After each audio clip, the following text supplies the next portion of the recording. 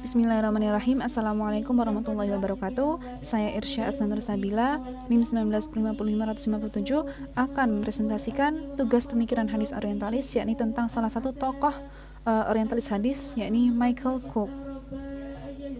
Oke, langsung saja masuk pada pengantar.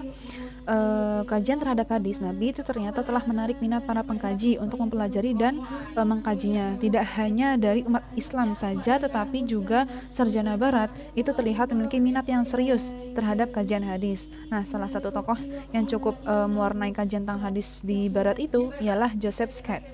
Nah, beliau adalah seorang sarjana Barat yang ahli dalam kajian Islam. Menurutnya, isnad itu berawal dari bentuk yang sederhana, lalu diperbaiki sedemikian rupa dengan cara mengaitkan doktrin-doktrin aliran fikih klasik kepada tokoh yang lebih awal.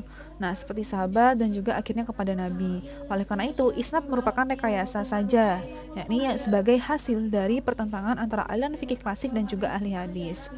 Nah, maka tak satu pun dari hadis Nabi itu terlebih yang berkaitan dengan persoalan hukum dapat dipertimbangkan sebagai hadis yang sahih. Nah, teori Scott tersebut kemudian diikuti dan dikembangkan oleh Jain Ball, yakni seorang ahli sejarah Islam klasik dan hadis. Nah, dalam mengkaji sejarah awal hadis, Jain Ball itu mengadopsi teori dari Scott, terutama teori common link yang akan dibahas pada pembahasan ini. Nah, secara sederhana menurutnya bahwa semakin dalam penyelaman di bawah common link, semakin baru asal-usul jalur isnad itu, dan dengan demikian semakin baru pula asal-usul hadis tersebut. Nah, pemikiran Jain Ball terhadap fenomena common link tersebut mendapatkan respon dari pemikir hadis yang lain, yakni Michael Cook, yang mana beliau itu tampak skeptis terhadap manfaat dan informasi yang didapatkan dari teori tersebut. Oleh karenanya, pembahasan kali ini mencoba untuk mendeskripsikan interpretasi Michael Cook terhadap fenomena common link sehingga dapat diketahui kelebihan serta kekurangannya masing-masing. Oke, lanjut pada subbab biografi. Jadi biografi singkat dari Michael Cook ini yakni adalah beliau dilahirkan pada tahun 1940. Beliau memiliki nama lengkap Michael Alan Cook.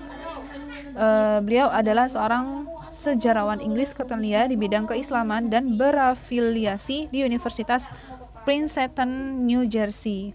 Nah, beliau memiliki beberapa penghargaan dan nominasi, yakni diantaranya terpilih sebagai anggota American Philosophical Society pada tahun 2021, terpilih sebagai anggota The American Academy of Arts and Science pada tahun 2004, dan masih banyak lagi penghargaan dan nominasi yang beliau dapatkan. Kemudian beliau juga memiliki beberapa karya, diantaranya Population Pressure in Rural Anatolia, kemudian The Origins of Kalam, Bulletin of the School of Oriental and African Studies, dan juga Early Muslim Dogma, A Source Critical Study, dan masih banyak lagi karya-karya yang beliau miliki. Nah, kemudian posisi Michael Cook dalam kajian orientalis hadis. Oke, dalam kajiannya terhadap hadis, sejumlah metode telah dikembangkan dalam kesarjanaan Barat. Salah satunya ialah konsep common link, yang telah memunculkan konsep-konsep lain, semisal partial common link, spider, single strand, dan diving. Nah, Joseph Scott yang memperkenalkan konsep common link dalam kajian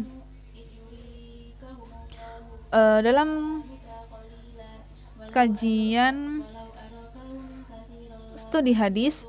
Dalam kajiannya, Joseph Scott ini lebih banyak meneliti hadis-hadis tentang hukum. Menurutnya, hadis itu tidaklah berasal dari Nabi Muhammad, melainkan dibuat oleh orang-orang yang disebut sebagai perawi-perawi hadis sekitar pada pertengahan abad kedua Hijriah, atau disebut dengan common links ini. Nah, asumsi Scott tersebut ternyata telah mempengaruhi banyak penelitian Barat lainnya seperti Jain Ball dan Michael Cook. Sebagaimana Scott, Jain Ball itu mengamini bahwasanya common link itu merupakan sumber hadis. Namun hal ini dibantah oleh Michael Cook. Cook beranggapan adanya fenomena penyebaran sanad hadis atau spread of isnad ini yang menyebabkan munculnya fenomena common link.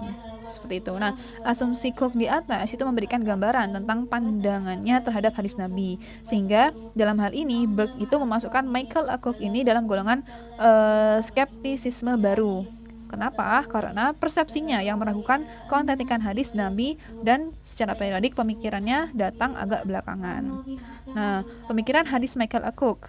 Jadi Cook dalam early Muslim dogma itu mengkaji persoalan penanggalan atau dating hadis.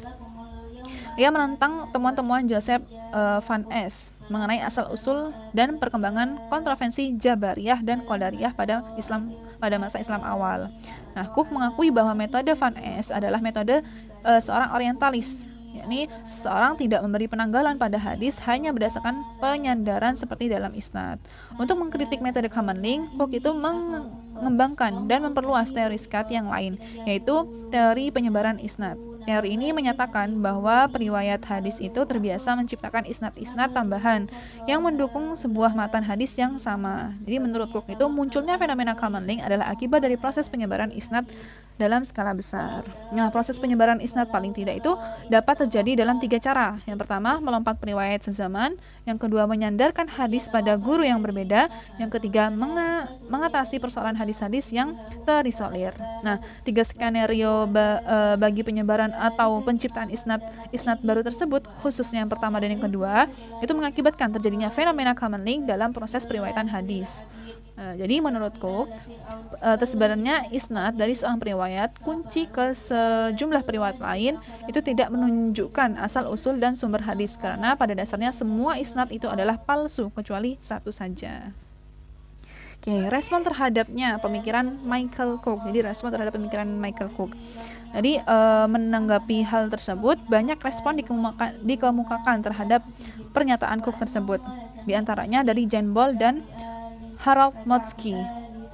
Di beberapa kritikannya terkait dengan konstruk teorinya tentang penyebaran isnad yang terkesan hanya imajinatif dan kurang didukung dengan bukti-bukti sejarah. Penulis sendiri itu sependapat dengan kritikan tersebut karena Cook memang menggambarkan proses pembuatan isnad tersebut tidak didukung dengan contoh yang konkret, jadi hanya berupa ilustrasi imajinasi saja. Kemudian analisis terhadap pemikiran Michael Cook. Michael Cook ini beranggapan adanya fenomena penyebaran isnad dalam arti bahwa terkadang sebuah matan hadis yang semula hanya memiliki satu sanad menjadi bersanad lebih dari satu karena seseorang telah membuat-buat sanad-sanad tambahan tadi. Dengan kata lain bahwasanya Kamerlingh itu merupakan akibat dari proses penyebaran isnad. Saya ulang lagi. Menurutnya pula penyebaran isnad ini terjadi dalam 3 bentuk. Yang pertama, menghilangkan seorang perawi yang semasa. Yang kedua, menyandarkan pernyataan ke seorang guru yang berbeda dan menghindari sanad yang terisolasi. Jadi dengan ketiga bentuk ini, sanad sebuah matan hadis menjadi bervariasi 2 atau lebih. Singkat kata, Cook menegaskan kembali asumsi Scott akan adanya pemalsuan sanad. Oke. Mungkin itu saja yang dapat saya sampaikan, kurang lebihnya mohon maaf. Assalamualaikum warahmatullahi wabarakatuh.